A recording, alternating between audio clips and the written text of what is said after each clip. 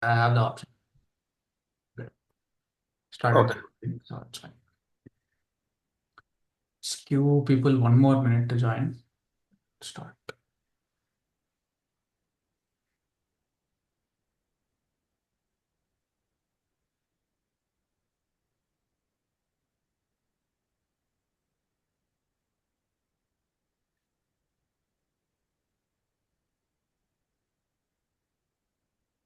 Balamada, you can see my screen, right? Just checking. Yes, yes.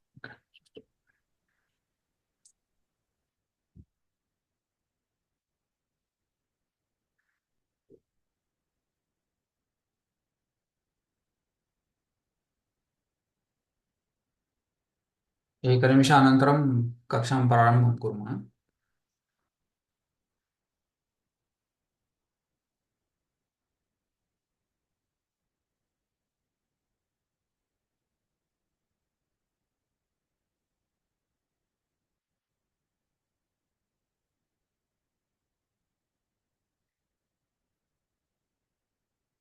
Okay, start. गुरुर्ब्रह्मा गुरुर्विष्णुः गुरुर्देवो महेश्वरः गुरुर्साक्षात् परं ब्रह्म तस्मै श्रीगुरवे नमः. ॐ गणानां त्वा गणपतिगुं हवामहे कविं कवीनामुपमश्रवस्तमं ज्येष्ठराजं ब्रह्मणां ब्रह्मणस्पदान् शृण्वन्नोतिभिः सीदसादनम्. ॐ श्रीमहागणाधिपतये नमः.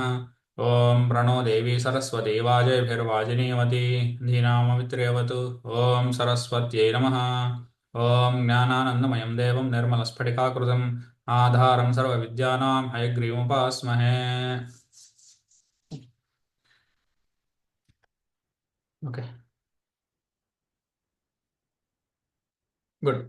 So Atharva and Somesh, you guys can hear me, right? Clear? Mahodaya. Okay, so last class we spoke a little bit about the zodiac signs or Rashi. Okay, how many Rashi do we have? 12. 12. 12. द्वादशः. Okay, द्वादशः राशयः अस्ति. राशयः, not राशयः, राशयः अस्ति. सन्ति, and we covered up till, I believe it was, let's see,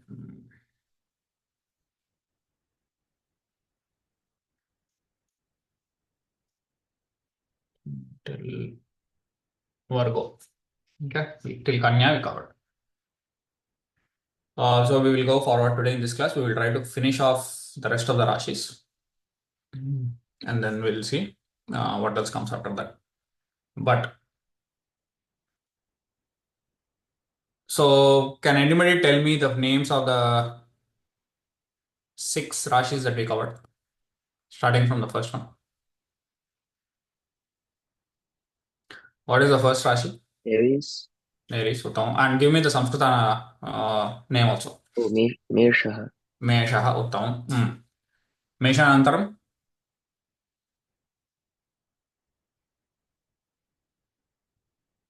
Vrushabha.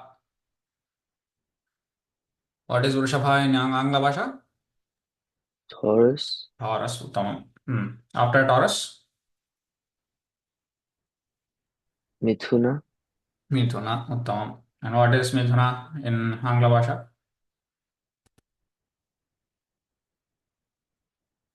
Gemini. Okay. Next,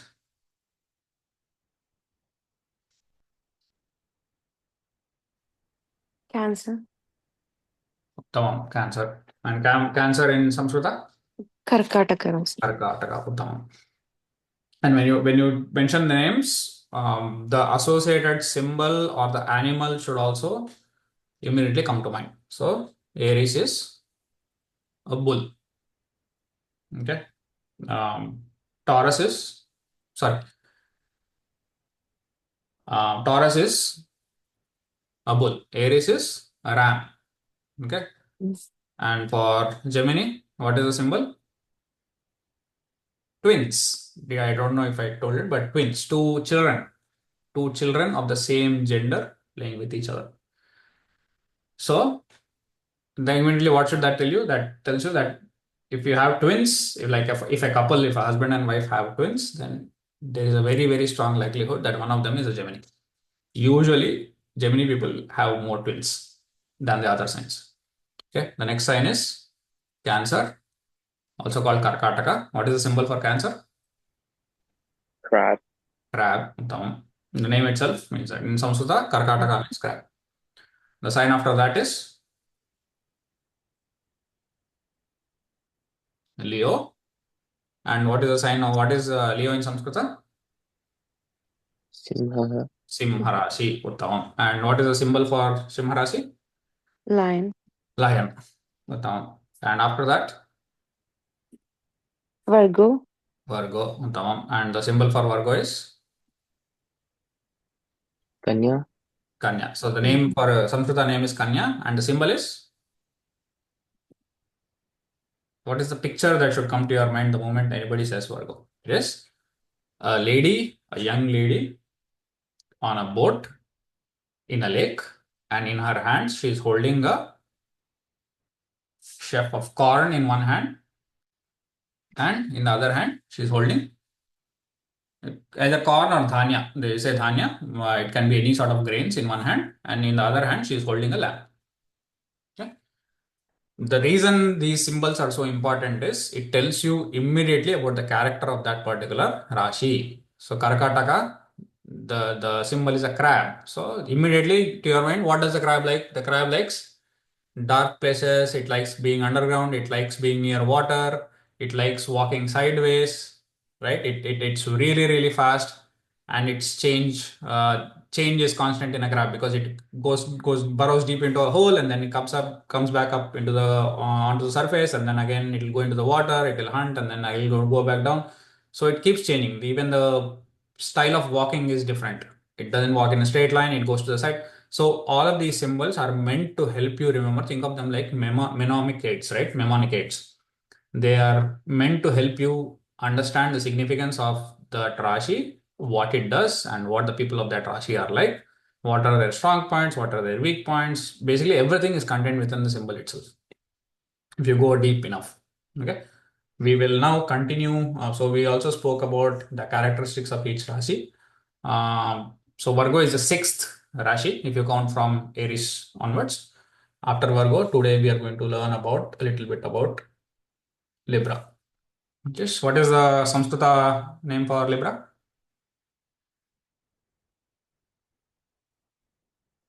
Tula. And the symbol of Libra is balance. Remember that weighing scale that they use in India for vegetables and all that, or the weighing scale that you see in a court of justice? A balance. Balance is the thing which you put a weight on one side and you put something else that you want to measure on the other side, and then that tells you the weight, right? So if it comes into the center exactly, that means the things on both sides, they weigh the same. So that is also, again, like I said, the symbol is important because it tells you about the Rashi. So it means the people who are born in Tula Rashi are balanced in life. Okay. So again, they are either very balanced or they have no balance at all, depending on how they vibrate to the Rashi. So for example, some people, they will only eat when they're hungry. Some people will eat all the time. So let's say we have a person A and he's very, very hungry. He will always prefer to cook at home and eat because he knows that it is going to be healthier for him than going out to some pizza place or something and eating there. The second person, same person born in Tula itself, will simply go to the pizza place and eat as much as possible. Even if he's not hungry, he'll go and eat. So balance in all things. Tula, usually they want to find balance in life, whether it be eating or drinking or in their family life or in their spiritual life, in their professional life, doesn't matter what it is. They're always seeking to try to find balance because they find themselves being attracted to the opposite ends, either too much or too little, right? Ativrishti or anavrishti. They try to seek balance in life. The same balance makes them also be critical of others. So when they see a new person or meet a new person, they will say, hey, what are these fellows strong points, what are these fellows weak points? They'll try to be overcritical, and that sometimes also makes them indecisive, right? Because they're always calculating, sort of like a bit like Gemini. They're always calculating this and that and that and this, and so that sometimes lead to them taking poor decisions. But if it is a positive Tula Rashi, they're born in a positive Tula Rashi, that is, they vibrate well to that Tula sign, they're excellent judges of people's character. The moment they meet a person, immediately they can say, hey, this guy is a really good guy, or this guy is not to be trusted. It's sort of the way that, Mahodaya, yeah, go ahead.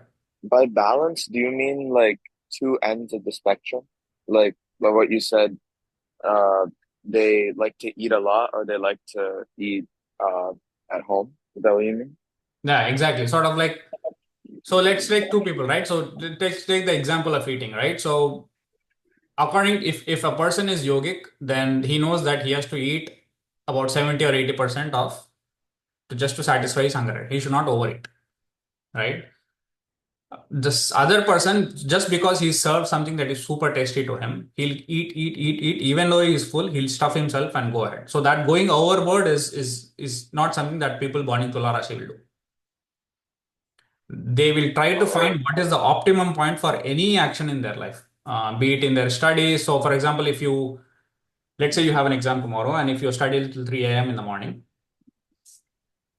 there is a chance that you may miss the exam itself because you were up very late and you couldn't wake up in time for the exam. Again, that is not something that a person born in Tula Rashi will do because he knows that he has to sleep early to be able to get up. So they're very calculated in everything they do. And because of That's that true. calculated nature, so they'll be thinking about the future, they'll be thinking about the past, and say, if I do this, this will be the consequence. So let me not do this. Let me do this thing instead, which will lead to a better consequence. That's true. Okay. So that is how they are always calculated. They're always thinking. The problem with too much calculation is it also makes them indecisive. If you want to do something and you keep thinking about it for 2 hours instead of actually going out and doing it, and the problem is you'll end up not doing anything at all. So that leads them to sometimes be very, very indecisive in life. Okay. Now, who is the Lord? Okay, the Sanskrita word for Rashi is Rashi Adipati. So Rashi Adipati, every Rashi has an Adipati. So for example, if for Mesha it was Kuja, Mars. For Vrishabha it was, what was it? Shiva. What was it? Sorry? Shiva. No, no, not the Adidevata. For so okay, two separate concepts. Every Rashi has a Adipati. Adipati is the Graha, not the deity, not the Devata. Okay. So the Grahadipati for Tula, sorry, for Rishabha is Chandra, no. Uh, Who is the Kuja Puja is the Grahadipati for Mesha. for Mesh. Kuja. For Rishabha, who is it? Surya. No. No, that is for You moon. can give me 9 names and Yeah. then one of you will be correct. Moon, No, No. moon is Chandra. Okay. No. no. Okay. Shukra, Venus. Shukrud. Shukra. Yes. Okay. The next, who is the Grahadipati for Mithuna? Mithuna is Buddha. Buddha, Uttamam. Next, who is the Grahadipati for Karkataka? Moon. Moon, Uttamam. What is the Sanskrit name for moon? Uh, uh, Chandra or Soma. Chandra.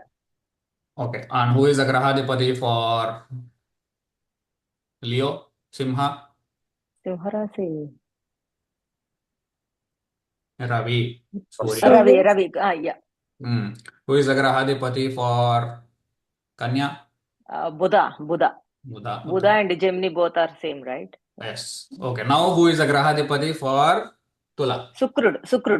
Shukra. Uttamam. Okay. So, Venus is the Grahadipati for Tula. So, what does that tell you? Who is which is the other Rashi that has Venus, Shukra as the Grahadipati? After Mesha Rasi, what is that? That's one, right? Taurus. Vrishabha. Vrishabha Rasi. Taurus. So Taurus and Libra both have the same Grahadipati, which is Venus. So what does that tell you? These people will love partying. Very simply put. Yeah. Okay.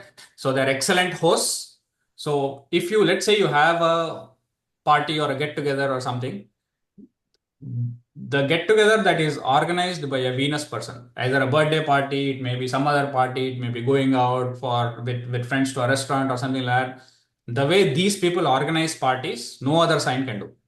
Okay, to get people together in a room or in a house or in a big wedding reception or whatever it is, they throw the best parties. They know exactly how it is to keep their guests entertained. They know exactly what kind of food to serve because this is Venus dominated. Any sign that is Venus dominated, they are always lovers of comfort. They know how to keep people happy. They know how to keep themselves happy. They are always smiling. Their faces, there some signs, for example, when you see those people, they're always be very, very serious. Like you don't know if they're getting angry or something. He might be totally fine. His mood will be totally fine. But their face, in Sanskrita, it is called Mukhavarchas. Their face is always very serious. Okay, then you can immediately tell that he's not definitely not born in a Venus sign. That is how you can actually guess the sign that a person is born on just by looking at his height and weight and his facial features and all of those. Okay, so these guys always love good food, good entertainment. They're excellent friends. They have a huge circle of friends. Like for example, Libra people, they will have at least 200, 300 contacts on their phones by the time they are 30 or 40 years old. Easily. Okay, and they keep in touch with all of their friends. They're excellent helpers as well. If somebody needs help, they are the first ones to help. But like I said, the problem is indecisiveness. Sorry. So if they take a decision, they don't stick with it. Okay, they will keep changing that decision. And then here the friends, sometimes if they have a very good circle of friends, those friends can step in and they can advise them. And hey, this is the right thing to do, or this is the wrong thing to do. Okay. The other point is they want recognition from their peers. Okay, so for example, if Libra person is organizing a party, and if somebody comes up to them and says, "Hey, this is a great party that you organized. We've never been to a party like that," they will feel very, very happy. So if anybody praises their efforts, they'll be very, very happy. So you can also use that. If you know Libra people, always make sure that you acknowledge their efforts, and that will make them super happy. And the next time they'll do an even better effort. Okay.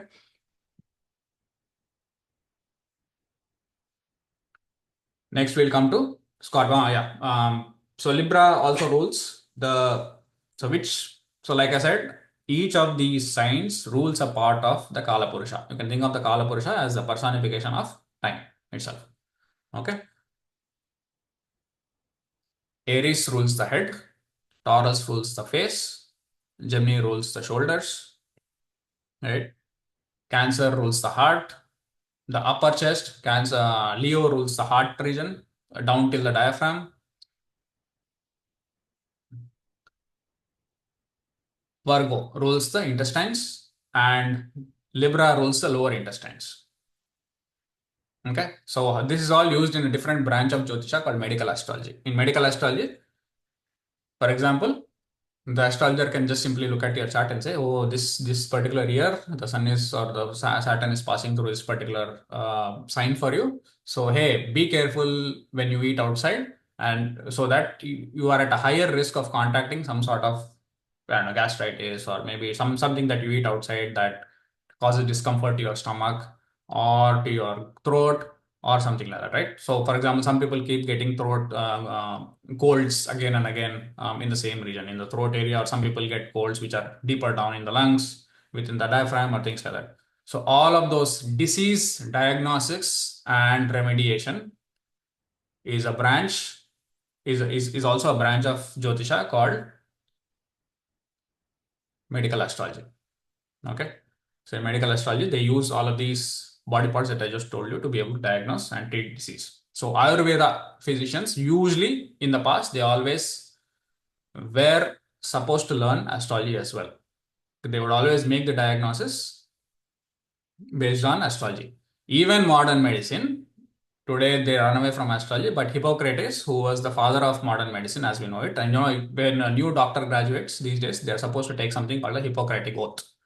And one of the points in the Hippocratic oath is that when I treat a patient, I will make sure to study his astrological chart, his horoscope, and then treat him. So that is actually one of the oaths that Hippocrates put in. So even the Greeks, they were great astrologers.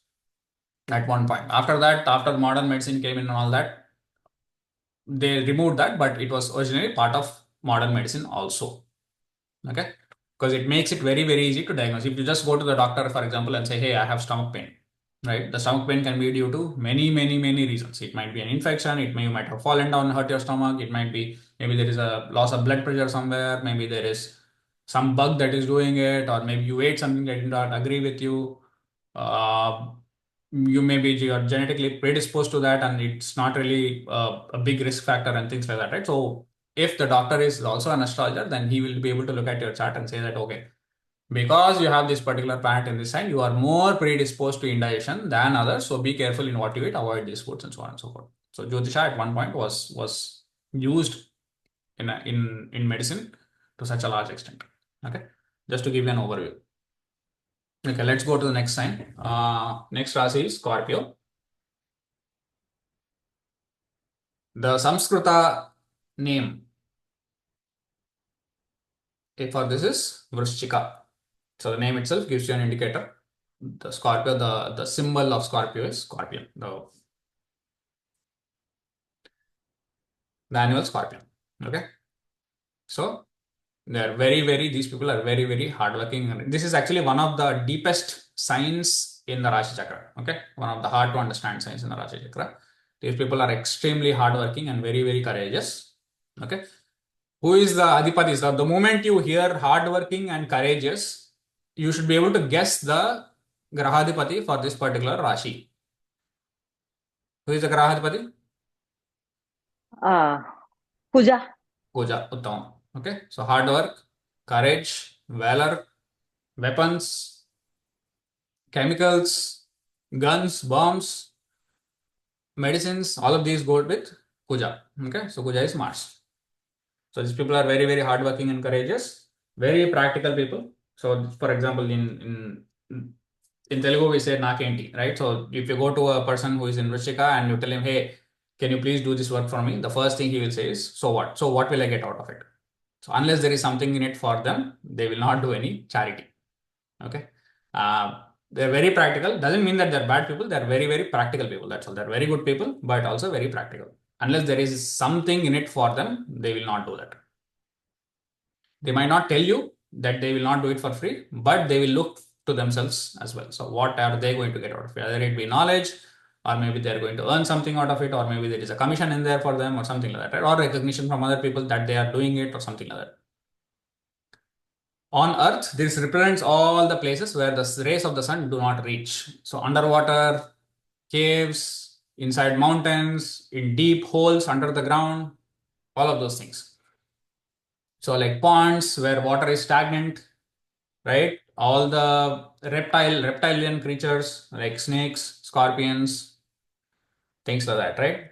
And secrets. So the cornerstone of people born in Vrishchika Rashi is they have a lot of secret, and they might have secrets which they will not tell even their closest people, their father or mother or husband. Even they will maintain secrets that they don't tell even to the closest people in their lives. Okay, the same secrecy taken to the other extreme in a spiritual way. So these are the people who are internally very secret sadhakas. They will chant mantras.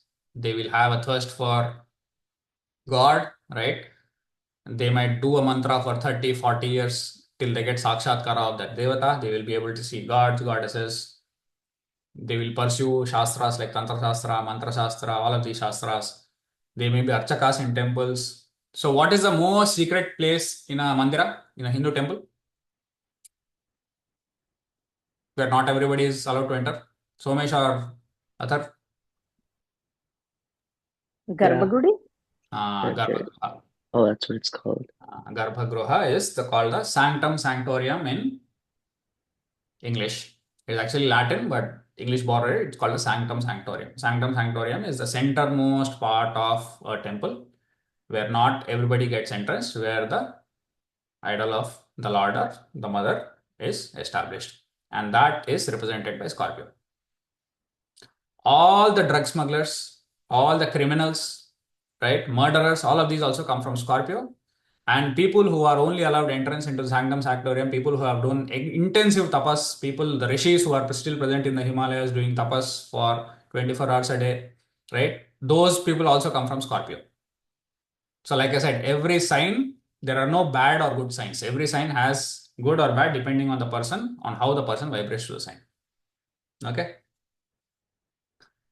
They also have a thirst for recognition. They like to be recognized. So, commanders, IPS officers, police officers, all of these people, they will also come from Scorpio. And as material as they are, they can also sacrifice everything for a noble cause. So, the soldier who fights for India and he lays down his life fighting terrorists, there is some part of him that will be vibrating to Scorpio for sure. Unless he has Kuja prominent, he will not be able to fight. Some people will run away at the sound of a gunshot. Some people will run away at this when they see a knife being drawn out in the crowd, right? These are the people that will go and they will face down the adversary and they will bring him down. Okay. So Scorpio and Aries are both Martian signs. Martian signs, they are people who will fight for what they believe is right, either for good or bad. That is the problem. For good, then it is good for us. For bad, then these are all the common criminals that you see on the road picking a fight with everyone. The people that will honk their horns continuously, the people who are indulging in road rage, right? All the people who steal from Target and other shops and things like that, all of these are against Scorpio. Okay, so this is the cosmic eighth house. So whenever I talk about Rashis, remember the numbering as well, right? So Aries is the cosmic first house, Taurus second house, Gemini third house, Cancer fourth house, Leo fifth house, Virgo sixth house, Libra is seventh house, and Scorpio is the cosmic eighth house. Okay, why that is important, you will learn later. Any doubts so far? Okay. The dates are there, so I'm not repeating the dates for people born between 23rd October to 21st November. Next, we come to one of the most noblest signs in Jyotisha, in the Rashi Chakra, which is Sagittarius. Can anybody tell me the Sanskrita name for Sagittarius? Dhanush Rasi? Dhanush Rasi. Okay. So, Dhanush, the name should give you a clue. What is Dhanush? Arrow? No. Bana is arrow. What is Dhanush? Dhanush is bow. Oh, yeah. That's a type bow and arrow. So, what is the characteristic of a bow and arrow? What is it used for? What is that? What is a bow used for? Bow is for... Shooting, right? Yeah, for shooting. Yes. So shooters, archers, people who talk straight. So the arrow goes straight to there. People who talk straight without deviating here and there. Some people, for example, Gemini or Libra, they will not talk straight. They will say something, but they actually mean something else. అవును People Yeah, they don't want to hurt anyone, right? who? Gemini people. Mm, Like they don't see Dhanush Rasi, they talk straight away on their face. So yes, whatever they think, they talk the same thing. But exactly. Gemini and those people, they don't say anything in front of us. But in an indirect way, they try to tell them, but they don't want to hurt. That's what I understand. Some it depends on the Gemini, right? Some people, some Gemini is good or bad. The good Gemini will try not to hurt others. The bad Gemini will basically is capable of taking two people who have been friends for 40 years and then splitting them within 1 second. Oh, Okay. okay. So Yeah. every sign has good and bad. The good Gemini will take people who have been enemies for like two brothers who have been fighting over land for 30 or 40 years. If it is a really good Gemini, that person can get them back together within the same family within 5 minutes.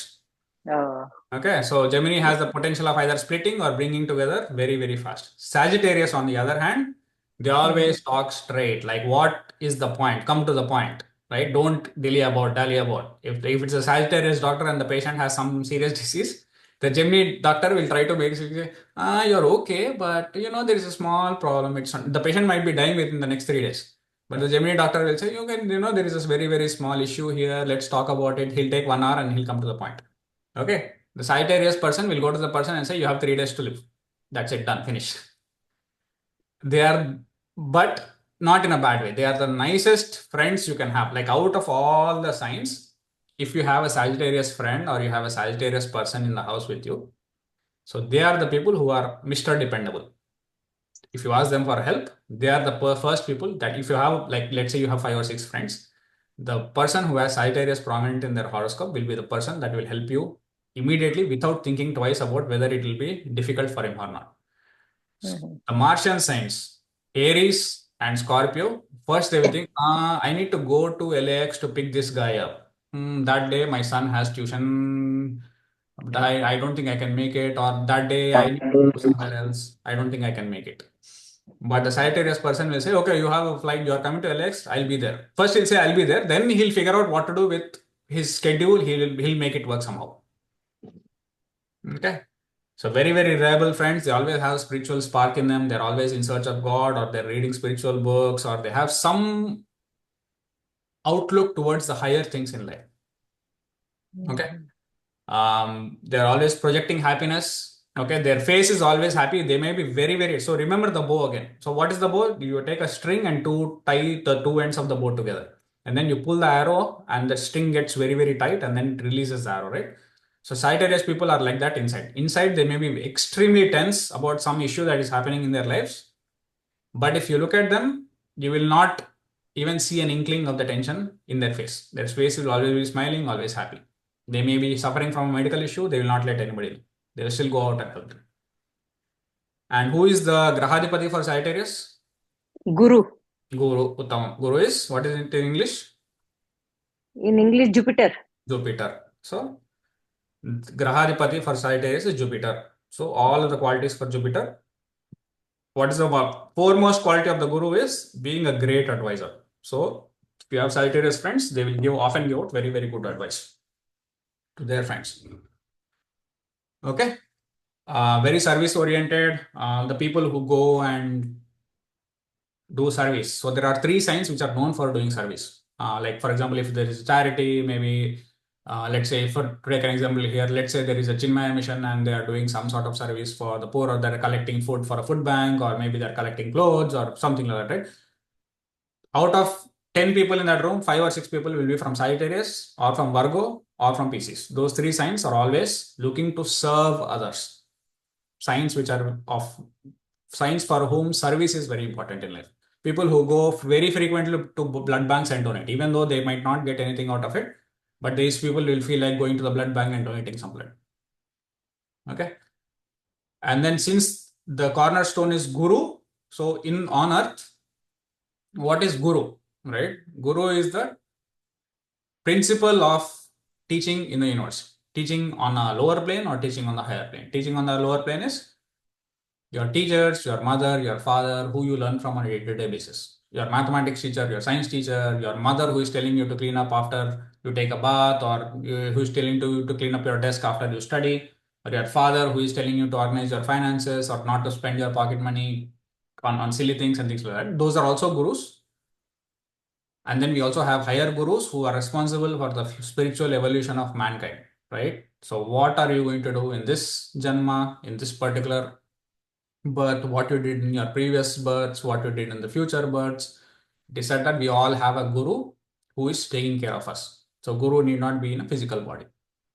So people, the great gurus, the great yogis, what they do is even after they leave their physical body, they are able to maintain their consciousness and their mind in a higher body and still guide the disciple. Okay. It is said that we have 49 such gurus still on earth right now. So people like Chiranjeevis, who like Dattatreya or Hanuman, they are gurus of the highest order. Then you have their disciples and their disciples and their disciples and so on. Like Maharishi Agastya, Vishwamitra, all of these people are said to still live in they're called Sukshma Sharira. So they are still said to be living in their Sukshma Sharira and guiding their disciples and disciples of their disciples and disciples of their disciples, and whoever wants guidance, right? The guru can only guide someone who asks for their guidance. So we have 49 such gurus, and we have their shishyas and their shishyas and all that. And this age, one such guru is Master CVV. He is the guru for the Aquarian age. We'll talk a bit more about the Aquarian age later, but right now we are in the Aquarian age. So just like the Earth has rotation and revolution, it also has a third motion. Okay. So the Earth goes around the sun, which is called revolution. The Earth goes around itself, which is called rotation. But the Earth also rotates around its own axis. Almost like if you look at a top, right, child's top, take a spinning top and you just throw it on the ground. There is a third kind of rotation that happens around the axis. The axis also makes a circle. So the Earth does that once every 24,000 years. Okay. Right now we are in the age of Aquarius. The previous age was the age of Pisces, and the age before that was the age of Mesha. So this goes in the reverse direction. Okay, so Rama, the Avatara, came when the earth was in the age of Aries. Rama is Mars dominated. So Rama came during the Aryan age. Krishna came when we were in the age of Rishabha, in the Taurian age. Right? So, and Krishna came after Rama, right? So imagine, but I'm saying that Aries came before Pisces. How is that possible? Because Rama came, the date given. So in Ramayana, there are multiple places where the placement of the Rashis and the Nakshatras and the stars and the Tarakas, all of that is mentioned. You can actually back calculate the date of the Ramayana from them. So according to those calculations, Ramayana took place more than 800,000 years ago. 800,000 years ago. Mahabharata took place 5,000 years ago. So Rama would have been born at least 2 or 3 of those precessional cycles being completed. Before that, he was born. Krishna was very recent. Krishna was born only 5,000 years ago. So in our lifetime. So they say that the day that Krishna left his body is the day that Kali Yuga started. So Kali Yuga is 5,000 years old, 5,126 something. Okay. So if you learn enough of Jyotisha and more specifically Jyotisha Ganita, you can actually go into Mahabharata, you can go into Ramayana, you can actually take all of those sentences that the rishis have put in saying, hey, when Rama was born, this planet was here, and so on. And you can actually go into NASA's, you can use NASA's ephemeris, or you can use any ephemeris that we have. Look at the positioning of the planets, and you can back calculate the exact date on which they were born and the exact date on which they left their bodies. Okay. So coming back to our topic, Pasha CVV, he's the current guru for the Aquarian age. And one of the things that these gurus do is they do healing through sound. Healing through sound is like, for example, if you have some, let's say you have some physical difficulty in your body, or you have some physical difficulty or some sort of difficulty in life, right? You're trying to get a job or something like that. They have given the science of mantra shastra, which is, hey, for this particular issue, chant this mantra, for this particular issue, chant this mantra, do this dhyana, do this puja, and so on and so forth. So that is called healing through sound. So that is the science given to us by the rishis. Just like Jyotish Shastra, Mantra Shastra is a whole different topic by itself. Okay, that is also an ocean where, hey, for these particular issues, do these mantras. For these particular issues, do these mantras. For mantras for childbirth. So Atharva, your name Atharva, right? That came from Atharva Veda. So the Atharva Veda is full of these mantras. Any issue that you have, so Atharva Veda is basically practical application of Mantra Shastra for our daily needs, whether it be for medical needs, it may be for your job success, for your success in life, to bring two people together, to destroy two people, to destroy armies. So kings used to use Atharva Veda in the past to basically fight against their enemies. Okay, so it has mantras both for healing as well as for destruction. So that is a whole different topic. I'm just mentioning it here so that you know that there are so many things that our rishis have given us. So Mantra Shastra is one, Tantra Shastra is one, Jyotish Shastra is one, Ganita Shastra, mathematics, multiple things like that. Okay.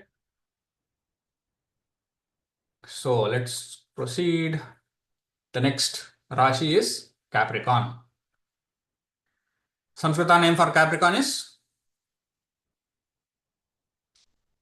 Makara. Makara Rashi. Okay. So so the name itself again, Makara in Samskrita literally means crocodile. Mhm. Okay. And what is the crocodile? What kind of animal is a crocodile? Cunning. No, but physically, according to biology, what kind of animal is a crocodile? A reptile? Yes, and it is an amphibious reptile, right? So it can live with ease both on land and in water. Okay, it is faster in water, but it can also happily stay on land. Okay, it's not so that it like the difference between a turtle and a tortoise, right? A turtle has to stay in the water, while a tortoise can live equally at ease on both land and water. So this is amphibious, and the main cornerstone of Capricorn is they say that it is a combination of the head of a goat and the tail of a crocodile, the lower body of a crocodile. So people born in Capricorn look very, very innocent, very, very childish, but inside they are not what they look like. Okay, not to say that they are bad people, but they are not what their face looks like, right? So they may be looking very, very innocent and smart and childish, but inside they may be a people of a very, very strong and tremendously powerful character. Okay, and the main cornerstone of Capricorn is grasping power. So grasping power, not just physically. Let's say a Capricorn person wants to learn Jyotisha, okay, or mathematics. He will not stop until he has mastered the art of Jyotisha or mathematics. Doesn't matter what it is. Like if he picks one subject or if he decides to like one person, okay, that person can never get rid of him. So anything they pick or anything that strikes their fancy, they will not let go of that. You can imagine the grip of a crocodile, right? If they catch hold of something, they are not going to leave it, no matter what. Very practical people. Now, who is the moment I say material things and very practical, there are two grahas which would immediately come to mind. So we've already covered Puja, which is the other graha that is very, very practical and very down to earth. Anybody tell me the grahadipati for Makara? Makara Shani. Shani, Uttam. So Saturn. Okay. So grahadipati for Makara is Saturn. So they are very practical people, very disciplined people. So these are people who will be very easily get up at 4 o'clock, take a bath by 4:30, brush their teeth, do puja and all that. Okay. And if they think they are going to get up at 4 o'clock, they will wake up at 4 o'clock no matter what. Doesn't matter if they went to sleep at 1:30. Same thing if you take it in the negative sense. The same person who is born in Capricorn but not vibrating well to Capricorn, this is the person who will wake up at 10:30 or 11 or 1 or 2. Okay. So if they catch hold of good habits, they're going to catch hold of good habits their entire life. If they catch hold of bad habits, they're going to catch hold of bad habits their entire life. Okay. Vivekananda is a prime example of Capricorn. He was extremely disciplined. Swami Vivekananda. He trusted in one guru. Who was his guru? Ramakrishna Paramahamsa. Ramakrishna Paramahamsa. So some people keep changing gurus once every 6 months.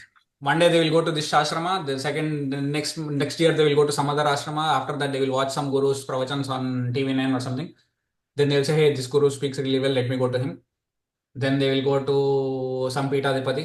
Okay, nothing wrong in it, but the what eventually happens is they don't follow any one particular teaching, so they will become Jack of all trades, master of none. Okay, in our Sanatan Dharma, you will usually have one Ishtadaivam and one Guru for life. You may learn from multiple people, those will be Acharyas. So your teachers. So if you, for example, you attend a lecture or you listen to a pravachan on YouTube, they are all called Acharyas. Acharyas are the people who give you information. Guru is the person who gives you realization. So there are two different things. Okay, so you can have many acharyas, but you will have one guru in life. And one devata as well. So Ishtadaivam, usually some people they will like Venkateshwara Swami, some people they will like the Mother Goddess, Divine Mother, some people will like Shiva, some people will like Vishnu. You can like whoever you want.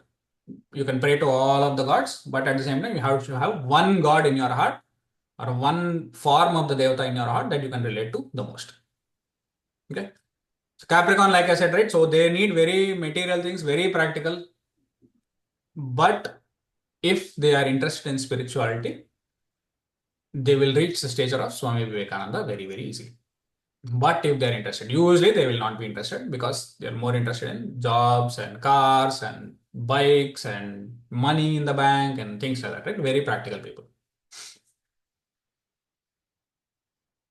Then we come to Aquarius, which is also called Kumbha in Sanskrita, Kumbha Rashi. Okay, 20th January to 18th February. Again, a sign which is very, very difficult to understand. We are currently going through the Aquarian age, the Kumbha Yuga. In Sanskrit, it is called the Kumbha Yuga. For the last 250 years, it's a Kumbha Yuga. It is called, if anybody wants to read about this, read about this thing called precession of the equinox. You will understand. Okay, and it is a bit more complex, so just Google it, read about it. If you don't understand it, I will explain it. Okay, precession of the equinox. Precession of the equinox. Equinox. Aquarius. We are in the age of Aquarius. What does that mean? So, trains, cars, electricity, computers, electronic devices, space travel, all of these were only invented in the last 150 years, if you observe carefully. Before that, we had technology, but not the explosion of technology that we see around you. Even the AirPods, MacBooks, Zoom session that we are having. Imagine learning astrology on a Zoom session 150 years ago. Impossible. Okay. The fact that I can get up in the morning, turn on a computer, even my MacBook right now has, I think, 500 gigs of hard drive space. 20 years ago, this would have cost as much as my house. Okay. 50 years ago, just not possible. 100 years ago, nobody knew what a computer was. Why now? Why is so much technological advancement happening now within the last 100 years? Because 250 years ago, Kumbha Rashi, Kumbha Yuga started. That is the beauty of our rishis. Okay. Anything advanced in technology, anything that is sukshma. Okay. So if you write a software program and you are getting a salary of $150,000 per year, okay, you are a programmer. And if somebody comes to you and says, hey, can you show me what you did? Okay. Is there something tangible that you can hold with your hands that you can show to the guy? No, right? The mechanical engineer or the civil engineer or the automobile engineer, they can say that, hey, you look at this product, this car, I created this car, or I built that house, I built that building, I built this bridge, I built this road. He can show tangible things that you can touch. But can the software developer show someone something that is tangible that he has done? It's just code. And code is ultimately, it is just bits of ones and zeros floating around inside your computer, which is again just electricity flowing around inside your computer.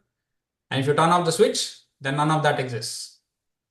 So anything that is in the sukshma planes, in the higher planes, like electricity, things that you cannot touch, things that you cannot see, are all rolled by Kumbha. That is why, if you notice, in the Kumbha Yuga, in the age of Aquarius right now, everything is in the higher plane. Okay? People are more intelligent, not necessarily in a good way, because they keep learning lots of things, but nothing, becoming imperfect in everything. And So these how people, long this will be?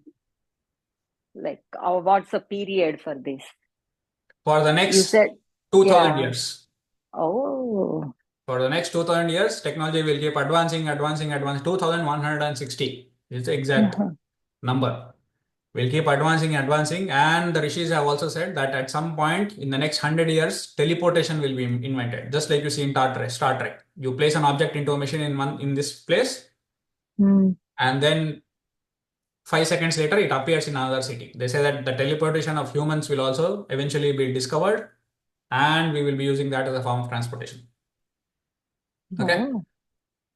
So this kind of advanced technology happens when in the age of Aquarius. And these are the people who can think beyond race, creed, and multi-tradition. So all those Indian people who are coming here and marrying American women, or Spanish women, or Mexican women, or Americans going to India and marrying Indian women, or Indian American women going to India marrying Indian men, things like that, right? All of these intercaste, intergenerational, inter-country marriages, they're all ruled by Kumbha because they see beyond caste, creed, and sex. Okay. Now, whether that is a good thing or a bad thing is not for us to say, but that is a characteristics of Kumbha Yuga. Okay. They are very quick thinkers. They're able to learn new subjects very, very fast. They're usually fast talkers as well. But the problem is, again, unreliable because they're very, very quick thinkers. Some of them will be reliable and some of them will be unreliable. And the one other thing that the ancients have said is the prominence of women in the Aquarian age. Okay. Women will come to power in the Aquarian age. So that's why you see so many women leaders, women presidents, women prime ministers, women CEOs, CTOs. Women will be in positions of power, and this will keep increasing for the next 2000 years. Okay. The thing about people born between Jan 20th and 18th February is they vibrate to others. So the problem with that is if you have excellent company, if you have really good friends, you will vibrate very positively, and your mind will be in a good state, and you will learn things from them. You will teach them good things. You will read good books, things like that. But if your company is bad, the main thing for Aquarius is do not keep the company of people that are not good for your development. If your company of friends is bad, let's say this guy he was born and brought up in a very traditional family. He grew up with virtues. He does puja every day. He does sanyavandana every day. All of that. You take such a person and go put him in the company of people that drink and smoke and do all the things that are not conducive for good health or environment. He will become like that very fast. But you take the same guy, you take a person that was born and brought up in a very bad environment, and you go put him in the company of a good set of friends, he will change just like that within months.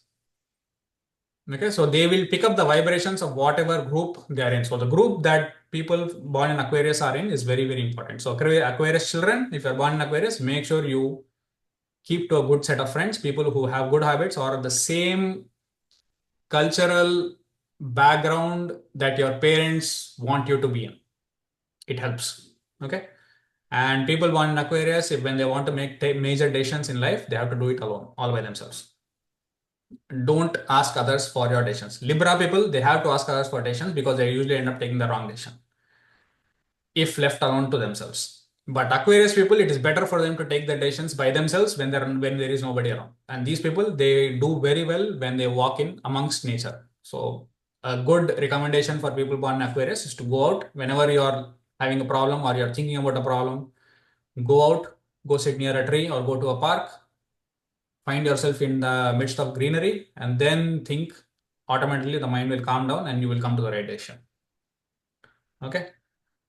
The ability to achieve the consciousness of higher planes again is very, very easy to Aquarius. So meditation, puja, learning Veda, all of these things are supposed to take you closer to the realization of God. Why do we do all of this?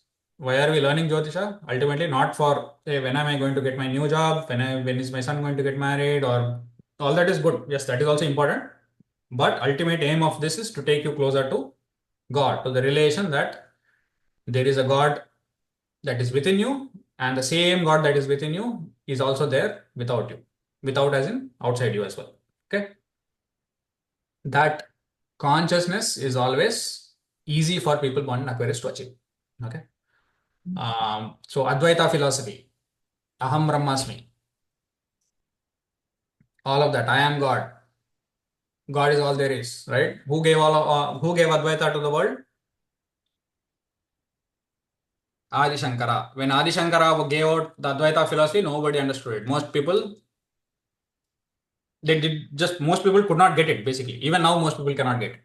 So Aquarius does things which will be useful for the future generations. Again, what they have said and what they have done will be understood by people in the next 300, 400, 500 or 1000 years. So that is the beauty of Aquarius. Okay. Again, I already talked about the bad part of Aquarius, right? I spoke of the good part too much. The bad part of Aquarius is very indecisive. And if they don't grow up in a good company of people, then they are the people that will become common criminals, cheats, people who do insurance frauds, all of these things. Okay. So whether you want to become a person like Adi Shankara or you want to become a guy that does insurance frauds is up to you. Okay, let's go to the next one. Last Rashi of the zodiac is Pisces, also called Meena Rashi. Sorry, who is the Grahadipati of Aquarius? Shani. Shani Uttamam. And some of the rishis have also said For this age, it can also be Uranus, because Uranus was discovered right at the start of the Aquarian age. If anybody notices, Uranus was only discovered about 200 years ago, or I think 225, 230 years ago. Okay, very, very close by when the Aquarian age started. Okay, and the rishis have already said that ultimately there will be 33 grahas that will be discovered in the solar system. So grahas, so you can ask me, hey, they have the Hubble Space Telescope and all that. How come if these grahas are already there? Remember that grahas are also celestial objects that have their own orbits. So they will keep visiting our solar system from other solar systems. So for example, they were saying Neptune and Pluto are planets within our solar system. Now they're saying no, they're not. They're too far away. So the distance of grahas from the sun keeps changing. So our rishis have said that at the end of Kali Yuga, there will be a total of 33 grahas that will be orbiting the sun. Okay. Okay. Meena Rashi, the lord of Meena is Guru, Jupiter. Okay. So which two Rashis have Grahadipati as Jupiter? Meena Rasi and Dhanasa Rasi. Dhanasu, down. So Sagittarius and Pisces are both. The lord of both is Jupiter. So all the good things that come out of Jupiter, right? We can take that here. The other fact is that these are very, very impressionable people. A bit like Aquarius, in that you tell them good things, they will pick up the good things really fast. But if somebody is there who keeps telling them evil things or things that are not so good, or giving them bad advice, they will take that up as well. Okay, they're like almost like clay. You can mold the people of Meena Rashi like clay. You can make a sculpture of Durga Mata out of clay, or you can also go throw it in the dustbin. Okay. So very impressionable people, either for good or bad. So be careful with the company that these people keep. If you have kids who are born in Meen Rashi, then make sure you know what their friends are like. Okay, they make good artists, great doctors. They have very, very good memory. Remember what I said about service, right? Three signs: Virgo, Capricorn, and Pisces. These three signs, if they go into professions or fields where service is needed, like medicine, right? Doctors, nurses, philanthropists, charitable people who set up charitable trusts, people who go work in charitable trusts, people who work at the unemployment exchange, things like that, right? They will find themselves doing something that they love. So they usually love um, any place, area, or organization where charity is being performed.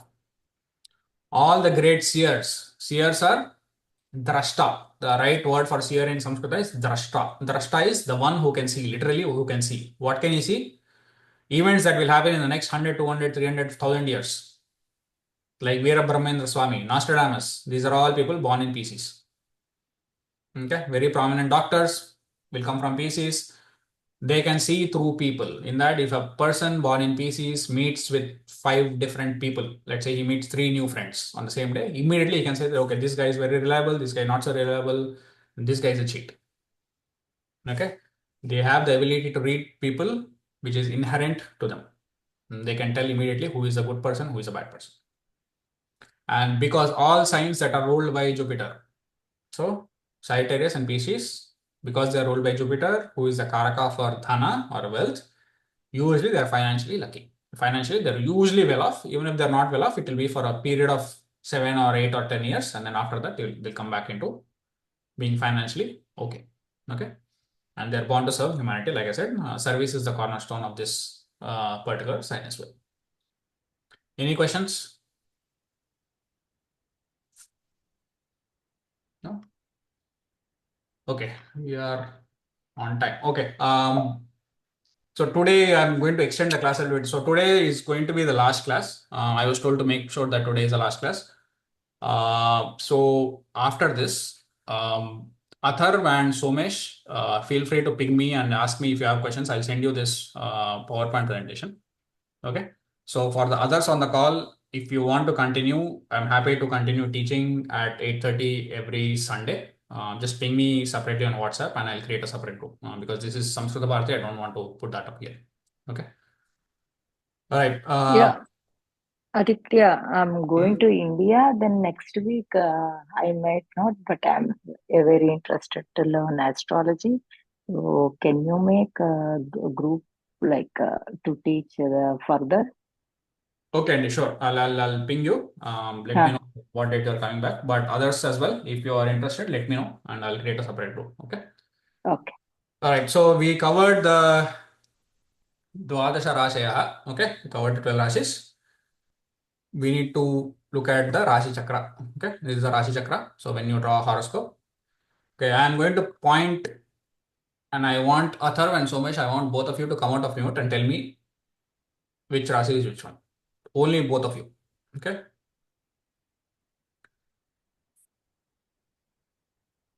All right. Let's start with you, Atharv. This one. What is this? Actually, What is the do I have first Rashi? the Sanskritam name? It's fine. You can give me English or something like Jyotish. Um, was Aries. Okay. I'm going to Aries. draw Oh the yeah, it symbols starts. as well. Yeah. So Aries, that is the symbol of Aries. Okay. And who is the Grahadipati for Aries? That is Surya. Mars. Mars. Mangal. Okay. And next, Somesh. This one, Vrishabha. Vrishabha. Okay. Mm, very bad with drawing with my mouse. So this is Taurus. And who is the Grahadipati for Taurus?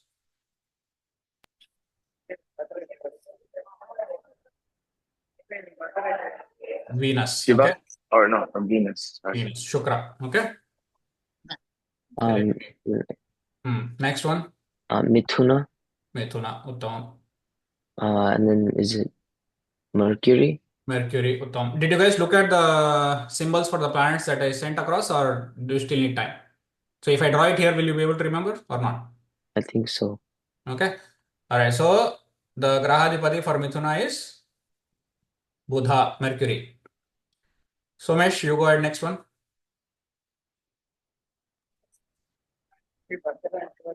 Um, I'm not able to remember the next one. This Can is I say? Karkataka, Cancer. Oh, Okay. Karkataka. And the Lord for Karkataka is Moon. Andhra. Okay. You should get so perfect at this that even if you wake up suddenly in the middle of the night, you should be able to tell me. Okay. I should stick to your mind. The next one, Athar. Simhaha and Grahadipati is Surya. Okay, so these symbols that I'm drawing are the symbols for the zodiac signs. Okay. This is Memharashi, that is a symbol. And the Grahadipati is Surya. Surya or Ravi. Okay. So much next one.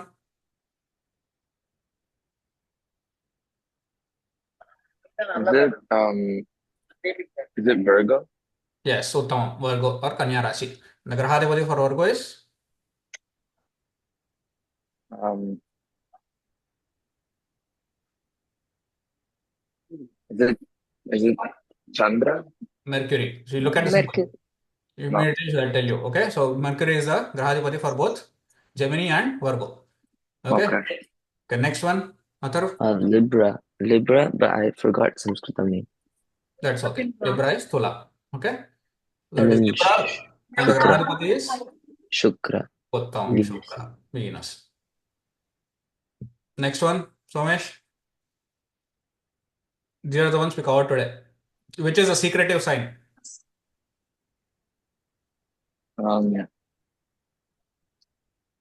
Is it Scorpio. Scorpio? Okay. Okay. And the Grahadipati is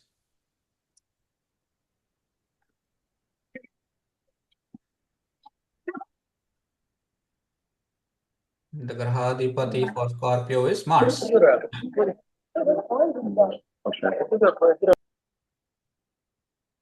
Okay. Sorry. Okay. Next one, Atharv. Is it Sagittarius? Yes. Look at the same symbol. That is a symbol of an arrow and a bow. Okay. Okay. So Sagittarius. Who is the Grahadipati And for then Sagittarius? Grahadhipati is it's the same as those ones, the corner ones. No. So Sagittarius and Pisces have the same Grahadipati. Who is that? Oh, Who is the one that guides you in life? is it Guru? Yes, Uttam, Guru, Jupiter. Okay. Grahadipati for Sagittarius is Jupiter. So Mesh, next one. Capricorn or Kataka? Yes, Capricorn or Makara. And Grahadipati for Capricorn is Shani? Shani, Uttam. So that is symbol for Shani. This is a symbol for Jupiter. Jupiter is like a 4 and Shani is like a H. Okay. Just remember it that way. Be easier. Atharv, next one. I don't know if I know this one. What did you discuss after Capricorn? Which one is the high technology one? The one where age of what are we in? Aquarius, Aquarian. Aquarius. So this is the Kumbha Rashi. So even look Kumbha. at the symbol. What does the symbol look like to you? Nadi. Yeah, waves. What waves do you think? Uh, Kumbha actually okay. Here is an interesting point. Okay. So waves can be Wi-Fi, electromagnetic spectrum. It can be waves in the sea or anywhere. So when they say that Vishnu is resting on a on a sea of milk, okay, that is the Dhyana Shloka of Vishnu. He is resting on a Kshira Sagara. Do you think he literally he rests on a sea of milk? It's no. absurd, right? So anywhere in the Puranas or in the Vedas, when the sea is mentioned, they are actually mean cosmic waves. Okay, you have cosmic alpha waves, beta waves, gamma waves, whatever waves. There are multiple waves not even discovered by science yet. So waves, there is always, space is never empty. Space is full of waves. Some kind of radiation is always happening. So Kumbha is the lord of radiation as well. So Madame Curie discovered radium when? Right at the start of the Aquarian age, if you observe. Okay, and what does radium give out? Radioactive energy. Radioactive energy. So look at the symbol for that as well. Okay, so anytime you hear waves, remember that. In the Puranas, anytime you hear the sea or waves or any reference to waves, it is not just waves of water. It can mean multiple things. Okay, who is the Lord here? Rahu. Not yet. We have not discussed Ketu. Rahu and Ketu, and they are not the lords for any of the signs. Oh, So okay. here again, it is Shani. Shani? Shani was the previous one. Here now, people also say that Uranus is the Lord now. Okay. Just for your information, I I will have also call a it question though. Is it for the word? Is it Grahadipati or Grahadhipati? Grahadhipati. Oh, okay. Where did all of my things go? I hit erase and everything disappeared. Okay, never mind. So Kumbha,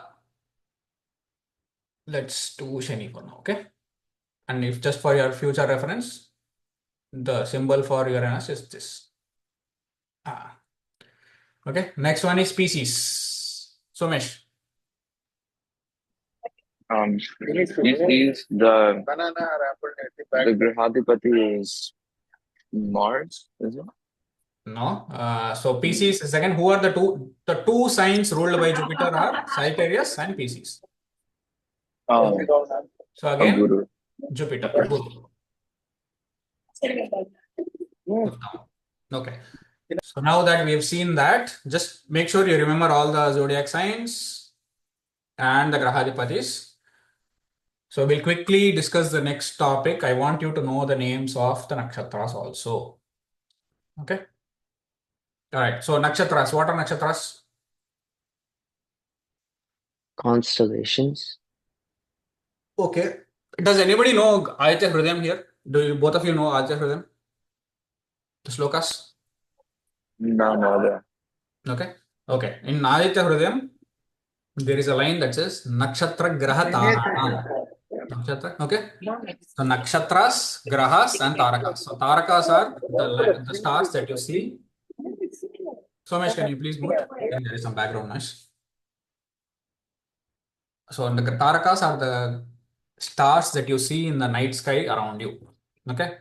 Nakshatras, on the other hand, are divisions of the zodiac, just like this. Okay. So these are, we have 12. So the sky around you has been divided into 12 sectors. If you take the same sky around you and divide it into, go to my pen, and divide it into 27 sectors, like this. So it becomes 360 by 27. So that gives you what? Something like 13 degrees, 20 minutes. If you divide this 360 degrees by 12, how many degrees is each one? 30. 30. So each Rashi is 30 degrees. And each nakshatra is 13 degrees and 20 minutes. Okay. Now, so there are 27 nakshatras. So at one point in the long past, maybe around 3,000 or 4,000 years ago, the constellations in the sky that you see were aligned to these. Okay. So for example, the nakshatra called Ashwini,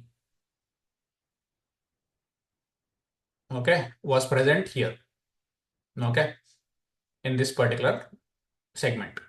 So they say that nakshatra Ashwini starts with the first point of Aries. So wherever there is Aries, Ashwini, then Bharani, Kritika, like this, you keep adding 27 names, they'll come. At some point, the stars that you see in the sky, the constellation names and the division names, they happen to be the same. So that's why at that point, when the rishis were writing down, they said, okay, let's give the name of this particular portion the same name as the constellation that is there in that portion currently. But as we know, there is a lot of movement that goes around. The earth moves around, the sun moves around, and that movement happens at a rate of, I'll not go too much into details, but it's 1 degree every 72 years. So 5,000 years, it's a lot of movement, right? You can imagine if it is 1 degree every 72 years. So right now, the alignment is different, but there is no issue because right now, when we think of nakshatras, let's just take them as the divisions of the zodiac. Instead of 12 divisions, we take them into 27 divisions. Okay. Now, if you look at the division currently, it is basically Ashwini and Bharani. So in Aries, you know Aries, right? The first sign of the zodiac. Within Aries, you will find 3 nakshatras: Ashwini, Bharani, and Kritika. So look at this mathematically. 13 degrees 20 minutes for Ashwini, 13 degrees 20 minutes for Bharani, and then what is left? 3 degrees 20 minutes of Kritika. Imagine, remember that each nakshatra is 13 degrees 20 minutes. So if you add the 3, you get 30 degrees. So each zodiac sign will consist of 2 nakshatras and then 1/4 of the next nakshatra. Okay. So what I want you guys to do is go review the names of all the nakshatras. Just remember the names for now. The nakshatras can be divided into sets of 9. Okay. So Ashwini, Bharani, Kritika, Rohini, this order, sorry. Ashwini, Bharani, Kritika, Rohini, Mrugashirsha, Ardra, Punarasu, Pushyami, Aslesha. So this set of 9 is set number 1. It's easy for you to learn like that. Then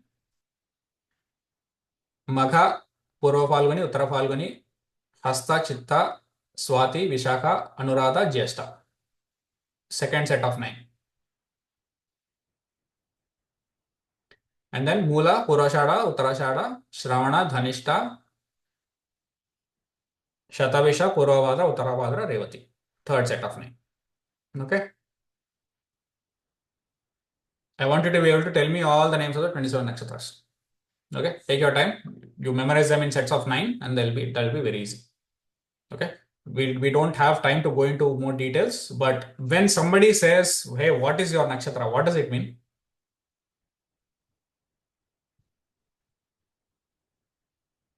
Can you tell me? Now that you've learned, What nakshatra was there when you were born? so what does it mean? Like what nakshatra, but what planet? How are you going to tell me what nakshatra you were born Based on in? The which position nakshatra was aligned in a specific way. based on the position of which planet? So I just told you that nakshatras are divisions. If you take this and divide it into 27 divisions, then that is the nakshatra chakra. Okay. But when somebody says, hey, Atharv's nakshatra is Ashwini, let's say for example, what does he actually mean? He means that when you were born, the Moon position of placed, the right? moon, yes, the position of the moon in your chart was here. So if you take Aries and divide it into two and a half, three parts, but this is like one fourth of Ashwani, Bharani, Kritika, Rohini, Mrugashira, Anta, I'd say. Okay. That means when you were born, the moon was positioned in the first 0 to 13 degrees 20 minutes of Aries. Okay, that means because the moon is in the first 0 to 13 degrees 20 minutes of Aries, your nakshatra is Ashwini. And then if you read the books on astrology, they will say that okay, people born in this nakshatra will behave like this, people born in this nakshatra will look like this, they will behave in a certain way, they will like this kind of food, they will like that kind of food, and so on and so forth. Okay. So that each nakshatra comes in, just like I gave you all the characteristics of the 12 rashis, each of the 27 nakshatras, they have their own characteristics. And we use them mainly for muhurta. Like for example, for getting married, Purohita will give you a time and say, hey, on Sunday morning at 3:30 a.m., it is a good muhurta for marriage. Okay. So all that calculation is done based on this. And those are all advanced for advanced classes, not for this class. But for now, this is the basics of what a nakshatra means. Okay. Okay, I think I am going to end it here. Does anybody present on the call have any questions?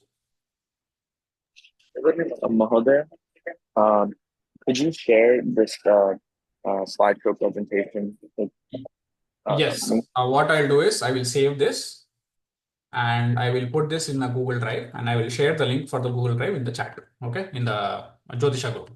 Okay, I'll put the latest, whatever it is. Gotcha. So I want both of you, Atharv and Somesh, this is the only slide that I want you to concentrate on. Building blocks of Jyotisha. Okay. You should be able to tell me Tithi, Vara, Nakshatra, Yoga, Karana, what these mean. Okay. Should be able to tell me the six names of the six Rutus. Should be able to tell me what Samvatsara, Masa, and Vara mean. Okay. The names of the 12 Rashis, the names of the Navagrahas, names of the 27 Nakshatras. This we did not cover, so leave this out. We don't have time for this. Later on, if you're interested, we'll cover that. Okay. So this is your basic syllabus. Even when you teach, if you are going to teach to children, these are the things that I want you to teach them. Okay. So this is like when you learn mathematics, you learn 1, 2, 3, 4, 5, 6 first, right? You don't learn about addition, subtraction, calculus, and all that. These are the 1, 2, 3, 4 of Jyotisha. Okay. Okay, I'll put this slide up. Mahodaya. Yeah, I'll put this slide up. This set of slides up on that Google Drive, and then we'll see. Okay. All right. Any other questions? Tell me if there was a background noise. Aham bahihi asmi. No issue. Okay. Chintamastu. Atharv, you do the closing honors, please. No, अस्तु.